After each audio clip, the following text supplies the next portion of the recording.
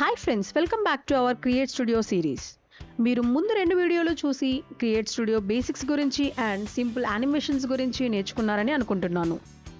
ఈ రోజు వీడియోలో మనం క్రియేట్ స్టూడియోలో క్యారెక్టర్స్తో ఎలా వర్క్ చేయాలో, క్యారెక్టర్స్కి మూవ్మెంట్ అండ్ ఎక్స్ప్రెషన్స్ యాడ్ చేసి వాటికి లైఫ్ ఎలా యాడ్ చేయాలో తెలుసుకుందాం. మీకు ఈ సిరీస్ నచ్చితే వీడియోస్ని మిస్ అవ్వకుండా ఉండాలంటే మా ఛానల్కి సబ్స్క్రైబ్ చేయండి. Come let's start the video. Last ఎపిసోడ్లో మనం pre build characters and properties use చేసి బేసిక్ యానిమేషన్ అయితే క్రియేట్ చేసాం కదా. ఇప్పుడు సేమ్ పార్క్ బ్యాక్గ్రౌండ్లో ఒక 3D క్యారెక్టర్ అయితే యాడ్ చేద్దాం. ఫస్ట్ స్టూడియో ట్యాబ్ మీద క్లిక్ చేసి ఇక్కడ కనిపిస్తున్న 3D క్రియేటర్ అనే ఆప్షన్ మీద క్లిక్ చేయండి.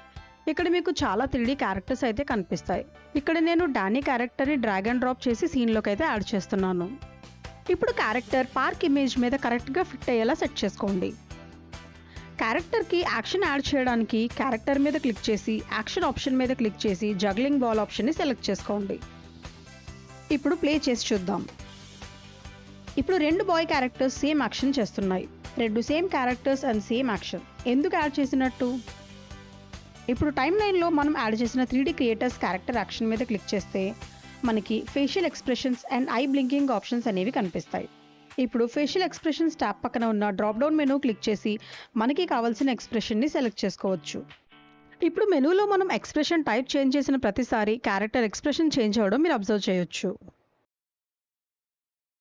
అలాగే క్యారెక్టర్ ఐస్ బ్లింక్ చేయాలా వద్దా కూడా ఈ టాగల్ బటన్ యూజ్ చేసి సెట్ చేసుకోవచ్చు.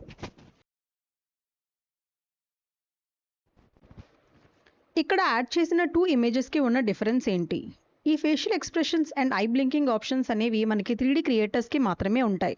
వీటికి ఉండే ఇంకొక ఆప్షన్ రొటేషన్.